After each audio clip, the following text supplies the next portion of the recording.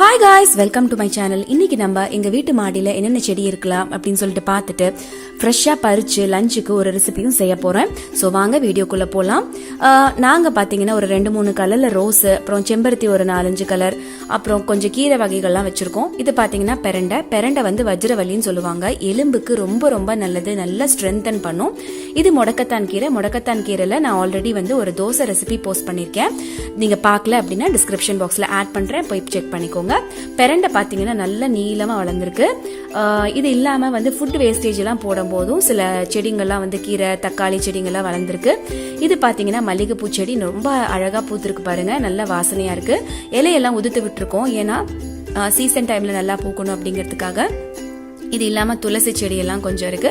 அப்புறம் table rose, புதினா, கருவேப்பிலை எல்லாம் கூட இருக்கு. இது செம்பருத்தி ஒரு டபுள் கலர் மாதிரி ஒரு மொக்கு விட்டுருக்கு பாருங்க, ரொம்ப அழகா இருக்கு. இதெல்லாமே வந்து நாங்க வேஸ்டா போன பக்கெட்டு, அப்புறம் இல்லைன்னா வந்து பிளான்ட் க்ரோயிங் பேக்ஸ்னே தனியா விக்குது இல்லையா, இந்த பேக்ஸ் யூஸ் பண்ணும்போது உங்களுக்கு வந்து நிறைய காஸ்ட் வந்து மிச்சமாகுது. ஏன்னா நீங்க பெரிய பெரிய டப் எல்லாம் வாங்குறத விட இந்த மாதிரி பேக்ஸ் யூஸ் பண்ணா நிறைய காசு மிச்சமாகுது. ஸோ இதையும் வந்து நான் டிஸ்கிரிப்ஷன் பாக்ஸ்ல ஆட் பண்றேன். இது வந்து ராமபான செடி. இது வந்து மல்லி முல்லையை விட ரொம்ப ரொம்ப வாசனையா இருக்குங்க. கற்பூரவள்ளி எல்லாத்துக்குமே தெரியும். குழந்தைங்க வச்சிருக்க எல்லாத்து வீட்லயும் கற்பூரவள்ளி, திருநீர் பத்திரி எல்லாம் இருந்ததுன்னா ரொம்ப நல்லது, ஜலதோஷம் இருமலுக்கெல்லாம். இது பாத்தீங்கன்னா துளசி கொஞ்சம் காஞ்சு போயிடுச்சு. இந்த மாதிரி வேஸ்ட் டப்ஸ் எல்லாம் கூட யூஸ் பண்ணி செடி வளர்த்துருக்கோம். பெரண்டை வந்து இன்னைக்கு நம்ம ரெசிபி பார்க்க போறோம், பெரண்டையில தான். ஸோ இது பாத்தீங்கன்னா நல்லா பிஞ்சா எடுத்துக்கணும், இல்லைன்னா என்ன ஆகும்னா கையில எல்லாம் வந்து குத்துற மாதிரி, நாக்குல எல்லாம் குத்துற மாதிரி ஆகும். ஸோ நீங்க பிஞ்சா எடுத்துக்கிட்டீங்கன்னா அந்த மாதிரி இருக்காது. இப்பெல்லாம் இந்த மாதிரி செடிங்க வந்து உங்களுக்கு ஆன்லைன்ல கூட அவைலபிளா இருக்கு. பெரண்டை வந்து பொடி விற்கிறாங்க. பெரண்டை வந்து எப்படி நல்லதுன்னு பாத்தீங்கன்னா, இது ஜாயின்ஸ் இருக்கிற பாத்தீங்களா, இதே மாதிரிதான் நம்மளோட எலும்போட ஜாயின்ஸுக்கும் எலும்புக்கும் அவ்வளோ ஸ்ட்ரென்தன் பண்ணுங்க. ஃப்ராக்சரை கூட வந்து இதை வந்து 2-3 வாரத்துல 2-3 தடவை யூஸ் பண்ணீங்க அப்படின்னா ஃப்ராக்சரை கூட எலும்பு கூட வைக்கும்.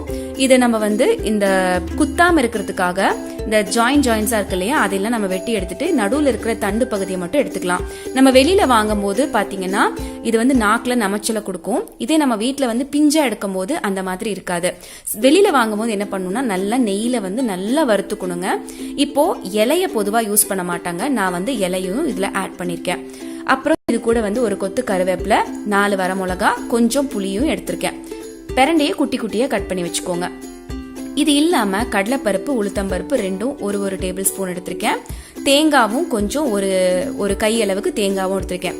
ரொம்ப ரொம்ப ஹெல்த்தியான ரெசிபிங்க இது. ஏன்னா உளுந்துல உங்களுக்கு கால்சியம் இருக்கு, தேங்காயில புரோட்டீன், கால்சியம் ரெண்டும் இருக்கு. கருவேப்பிலை நிறையவே எடுத்திருக்கோம், அதுலயும் நல்ல அயன் இருக்கு. பெரண்டை சொல்லவே வேண்டாம், கால்சியம் அவ்வளோ இருக்கு. ஸோ ரொம்ப ரொம்ப ஹெல்த்தியான ரெசிபி இது. இப்போ உளுந்தையும் கடலைப்பருப்பையும் நல்லா வந்து எண்ணெய் விடாம வறுத்து எடுத்துக்கலாம். அதோட பச்சை வாசனை போகிற அளவுக்கு வறுத்து எடுத்துக்கலாம். இதுக்கப்புறம் பெரண்டைய வந்து நல்ல நெய்யில போட்டு வணக்கிக்கணும். நல்லா வணக்கிக்கணும், ஏன்னா நம்ம வந்து வேக வைக்க போறது இல்ல, அப்படியே டைரக்டா அரைக்க போறோம். அதனால நல்லா கலர் லைட் பிரவுன் கலர் ஆகிற வரைக்கும் வணக்கிக்கோங்க. அப்புறம் மிச்சம் இருக்கிற ஒரு பொருளையும் ஒன்னொன்னா போட்டு வறுத்து எடுத்துக்கலாம். கருவேப்பிலை, வரமிளகா, புளி, அப்புறம் தேங்காய், இது எல்லாம் போட்டு வறுத்து எடுத்துக்கலாம். கடலைப்பருப்பு, உளுத்தம்பருப்பு ஆல்ரெடி ஃப்ரை பண்ணியாச்சு. ஸோ லைட்டா பண்ணினா போதும். இப்போ இதை நம்ம லைட்டா தேங்காய் வந்து கலர் மாறினா போதுங்க, ரொம்ப ஃப்ரை பண்ண தேவையில்லை. இப்போ இதை நல்லா ஆற விட்டுருங்க. ஆறின உடனே ஒரு மிக்ஸி ஜார்ல டிரான்ஸ்ஃபர் பண்ணிட்டு நல்லா கொரன்னு அரைச்சிக்கோங்க. நைஸா பேஸ்ட் மாதிரி அரைக்க கூடாது. கொரன்னு அரைச்சிங்கன்னா நல்லா தொகையல் மாதிரி சூப்பரா இருக்குங்க. மிளகா வந்து கொஞ்சம் 4 போட்டதுனால நல்லா சுருன்னு காரமாவே இருக்கும். தயிர் சாதத்துக்கு, ரச சாதத்துக்கெல்லாம் ரொம்ப நல்லா இருக்கும், டேஸ்டா இருக்கும். இதை செஞ்சு பாருங்க. சப்பாத்தி, தோசைக்கும் செய்யலாம், சாண்ட்விச்சுக்கு பிரெட் மேல தடவியும் சாப்பிடலாம். ஸோ இதை செஞ்சு பார்த்துட்டு கமெண்ட் செக்ஷன்ல எனக்கு ஷேர் பண்ணுங்க கண்டிப்பா. என்னோட சேனல் பிடிச்சிருந்தா, இந்த வீடியோ பிடிச்சிருந்தா என்னோட சேனலுக்கு சப்ஸ்கிரைப் பண்ணிக்கோங்க. பக்கத்துல இருக்க பெல் பட்டனையும் கிளிக் பண்ணிக்கோங்க. தேங்க்ஸ் ஃபார் வாட்சிங்.